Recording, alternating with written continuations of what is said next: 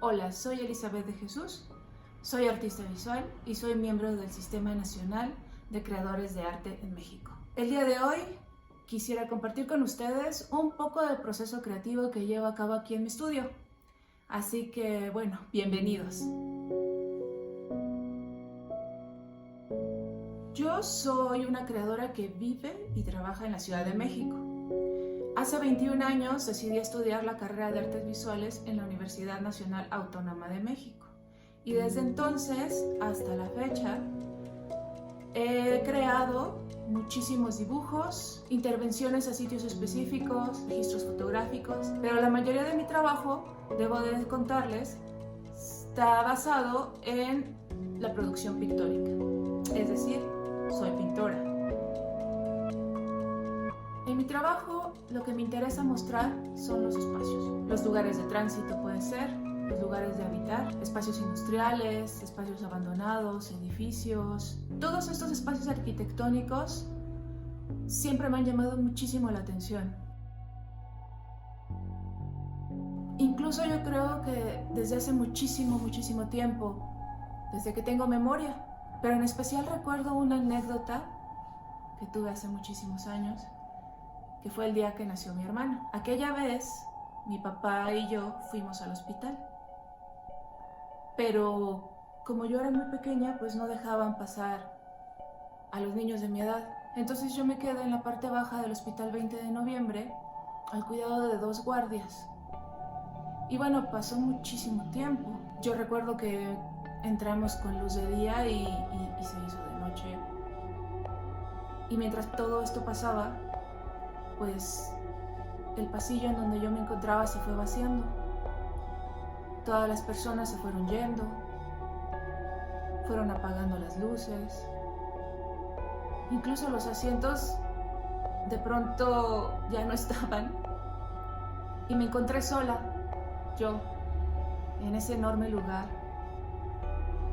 que es este edificio. Y me acuerdo muy bien de los pasillos. Y recuerdo muy bien esta sensación que tenía de explorarlos, pero que tal vez por miedo aquella vez no lo hice. Lo que sucedió ahí es algo que se ha quedado conmigo de alguna manera. No me provocaba sensaciones negativas, sino todo lo contrario. De alguna manera me sentía bien ahí.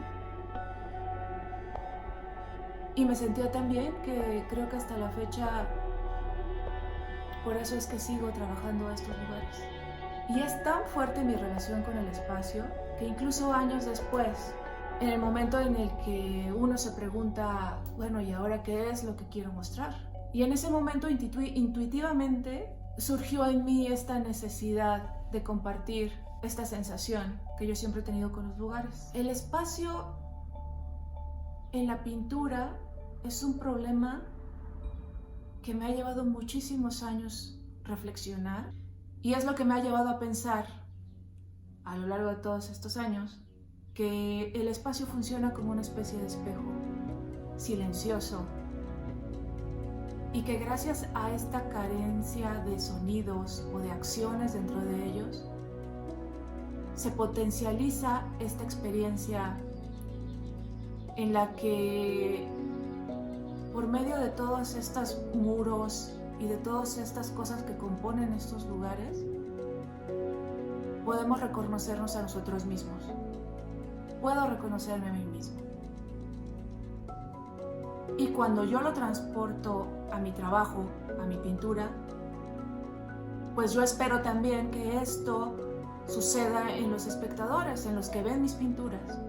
Invitarlos también a hacer una reflexión, crear nuevas memorias, recrear viejas memorias a partir de estos lugares. De alguna manera el espacio nos invita a dialogar con él para conocernos como sociedad, para conocernos como seres humanos.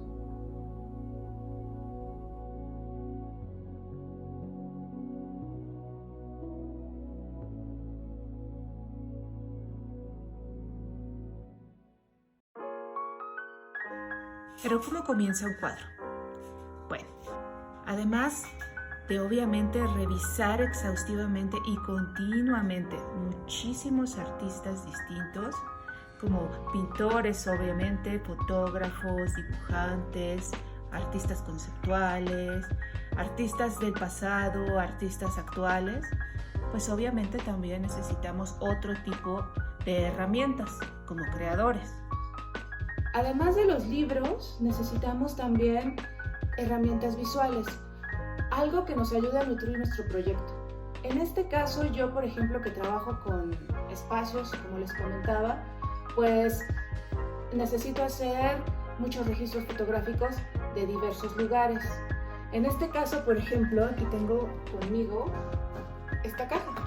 Esta caja reúne una serie de registros fotográficos que yo realicé.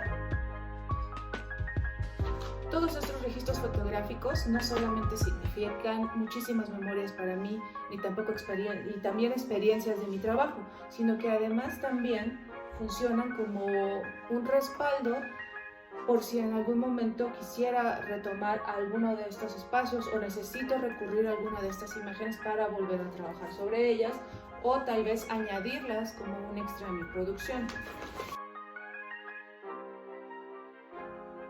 Parte de todos estos trabajos, parte de todas estas experiencias son lo que ha nutrido mi trabajo desde hace 20 años a la fecha.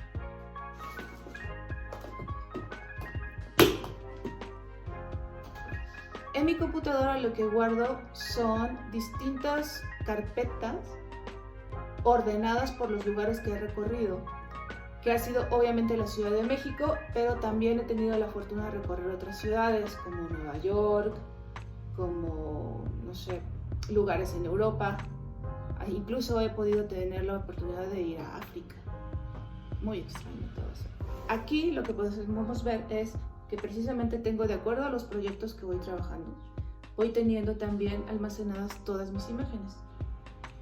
Tengo aquí lo que son las imágenes que he estado trabajando desde hace 2 años que comencé con la beca del Sistema Nacional de Creadores de Arte. En este proyecto en específico, lo que sucede es que estoy trabajando con otros artistas en Alemania, en donde está pasando exactamente este tipo de fenómenos de aceleración de la destrucción de los edificios de antaño y esta recuperación de los espacios para después construir departamentos y poder ir incrementando el precio del suelo, por ejemplo, o de las rentas o de las viviendas. Ya que tengo una cierta cantidad de imágenes con las que puedo trabajar, lo que sucede después es que empiezo a bocetar. Por ejemplo, aquí tengo un cuaderno que tiene bocetos de muchísimo tiempo atrás, donde voy guardando todas las imágenes que he necesitado a lo largo de toda mi producción y de distintos cuadros. Por ejemplo, Todos estos bocetos, la mayoría están trabajados, si es que por ejemplo alguna vez agrego tal vez un poco de color, pero la mayoría están trabajados en la escala de grises, es decir, en tonos grises, negros y blanco. ¿Por qué? De alguna manera, para mí, dentro de mi proceso mental y de mi proceso creativo, es importante pensar la imagen no a partir de una imagen ya hecha a color, como puede ser una fotografía, sino que necesito procesar cómo es que es el espacio a partir de este contraste de blancos y negros o de tonos medios, para después ir tratando de descubrir o de ir proyectando una paleta que es la que se va a utilizar ya en el cuadro a la hora de trabajar directamente con el óleo. Todas estas herramientas son importantísimas para llegar a lo que va a ser el cuadro, lo que va es la obra ya final. En este sentido, como ven, hay muchísimas cosas que necesitamos preparar antes de poder acercarnos a lo que ya va a ser, ahora sí, un planteamiento de color y probar cómo es que funciona el material que ya vamos a utilizar en el lienzo. Y es lo que les voy a contar a continuación.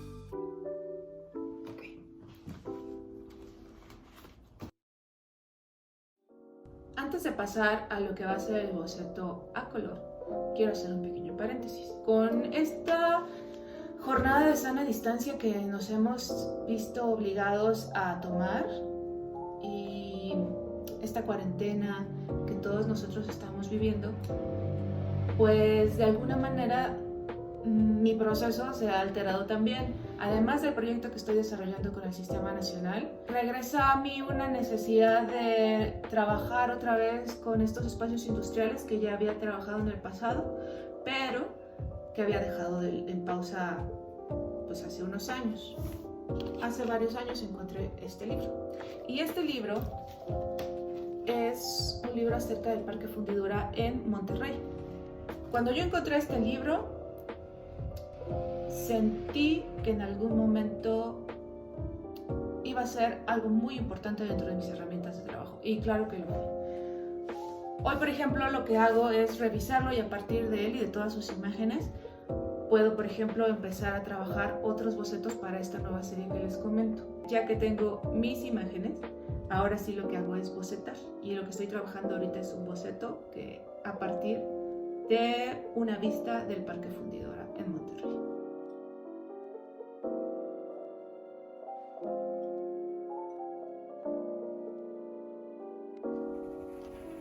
Algo importante del boceto es que precisamente nos ayuda a observar mucho más detenidamente los detalles y en este caso mucho más detenidamente, por ejemplo, qué tipo de estructuras son las que voy a seleccionar o que van a sobresalir en la pieza final. En este caso, a diferencia de mis otros trabajos, no tengo registros personales, es decir, nunca he estado en este lugar. Entonces, lo más cercano que tengo es las imágenes que tengo de este libro, la historia que he aprendido a partir de él e imágenes que he encontrado al azar también de otras plantas siderúrgicas en el internet. Entonces, no solamente trabajo ahora a partir de esto, de mi archivo personal, sino que también puedo hacer uso de otras imágenes que estén libres de autoría en internet, por ejemplo. El Parque Fundidora en Monterrey actualmente ya no funciona como una fábrica de acero. El Parque Fundidora funcionó de 1900 a 1986, me parece. Y en aquel entonces, pues bueno, esta siderúrgica pues era la productora de la mayor o la gran cantidad de acero que se utilizó para construir todos los edificios que se hicieron en México, en la Ciudad de México y en otros de los estados a principios del siglo XX. Entonces, en este caso, el Parque Fundidora se ha vuelto un emblema para los ciudadanos en Monterrey y para todas las familias que viven alrededor de ella, porque ahora no solamente ha quedado como un vestigio de aquella producción masiva y de toda esta historia industrial, sino que también funciona ahora con espacios de exhibición, talleres, lugares como el Gran Parque Fundidora, que está abierto al público y que funciona ahora para la comunidad en general de las familias que viven en Monterrey. Ahora, ¿de dónde surge este interés por estos lugares industriales? Los espacios industriales lo que me dan es este entramado de aceros y de vigas que de alguna manera funcionan como metáfora de construcción de un cuadro y que me interesa muchísimo indagar. Estos espacios tan imponentes y que de alguna manera están gobernados por estas máquinas y por todo este acero y que también dan la oportunidad de trabajar con estos ambientes que el ser humano domina, pero a la vez también es dominado por. Y a continuación les voy a platicar ahora sí qué es lo que se hace falta o qué es lo que voy a empezar a necesitar para empezar a trabajar el boceto a color, que es ya un paso mucho más cercano a lo que va a ser la pieza final. ¿Okay?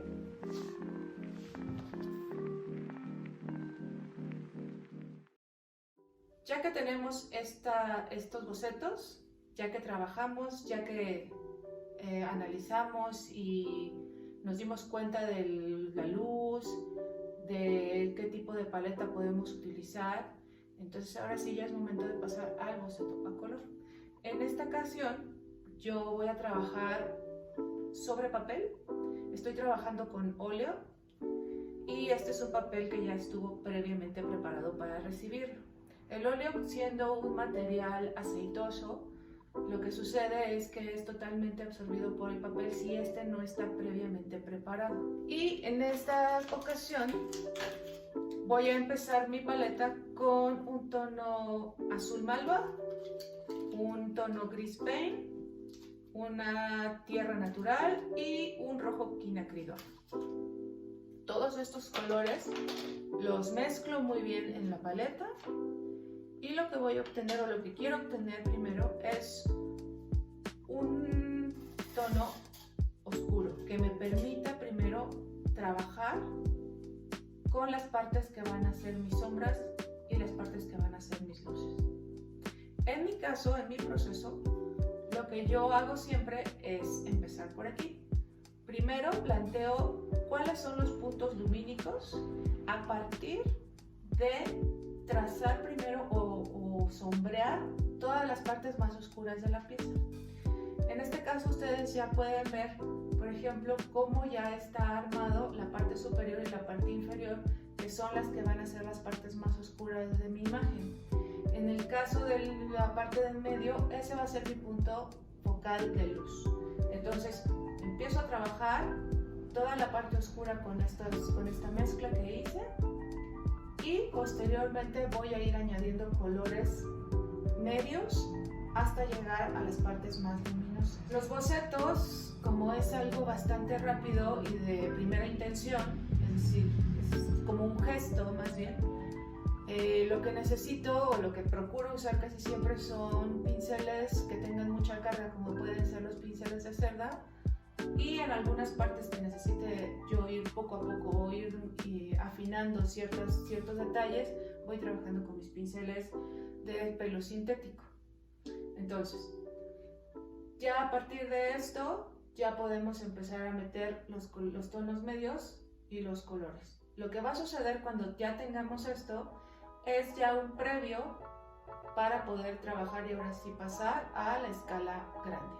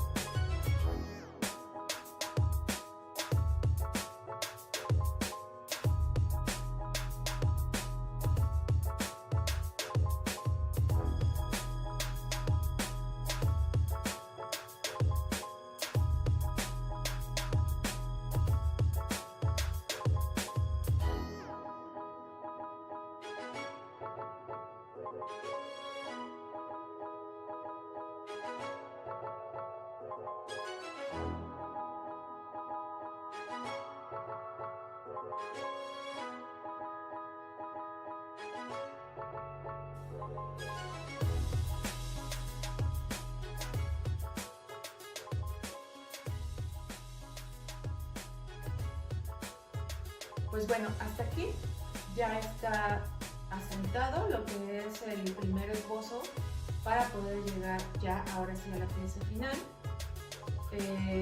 Me gustó mucho compartir esta pequeña porción de mi proceso.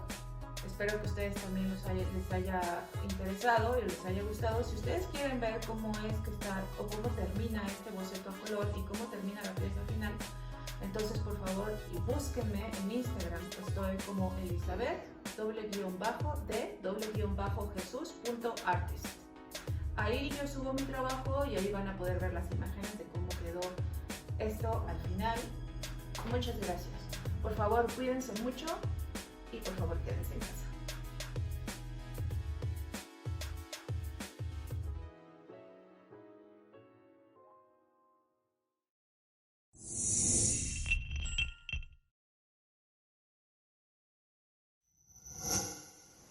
Gobierno de México.